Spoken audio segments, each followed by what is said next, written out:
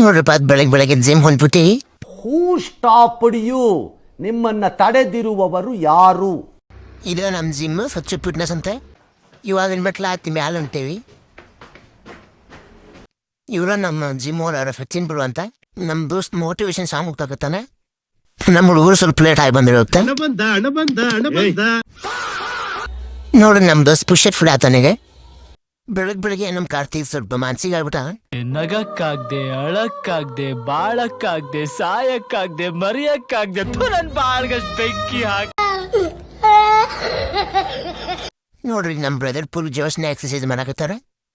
ಆಗ ಸ್ವಲ್ಪ cable play ಎಕ್ಸಸೈಸಿಗೆ ಸ್ವಲ್ಪ ಹೆಲ್ಪ್ ಮಾಡಿದೆ ಅಪ್ಪುಗೆ. ತಾಜು ಆಗ ಶೋಲ್ಡರ್ ಪೇರ್ ಅಂತ 2 ಕೈಲಿ ಎಕ್ಸಸೈಸ್ ಮಾಡೋದಿದ್ದ. ನಾನು ಹಂಗೆ ಅಪ್ಪರ್ ಚೆಸ್ಟಿಗೆ ಕೇಬಲ್ ಫ್ಲೈ ಎಕ್ಸಸೈಸ್ ಮಾಡಿದೆ. ಇಲ್ಲೋಡು ನಮ್ಮ ಅಪ್ಪು ಚೆಸ್ಟ್ ಎಕ್ಸಸೈಸ್ ಮಾಡಿ ಬೈಸೆಪ್ ಫ್ಲೆಕ್ಸ್ ಮಾಡಾಕತ್ತಾನೆ.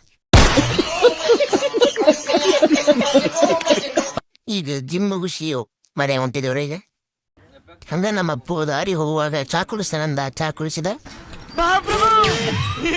ಹಂಗ ನನ್ನ ತಾಜು ಮುಂದಿಟ್ಟು ವಿಡಿಯೋ ಮಾಡ್ಲಿ ಚೆನ್ನಾಗಿ ಬರುತ್ತಂದ. ನೋಡ್ರಿ ಹಂಗೆ ಈಗ ತಡೀರಿ ಇನ್ನೂ ಮುಗುದಿಲ್ಲ.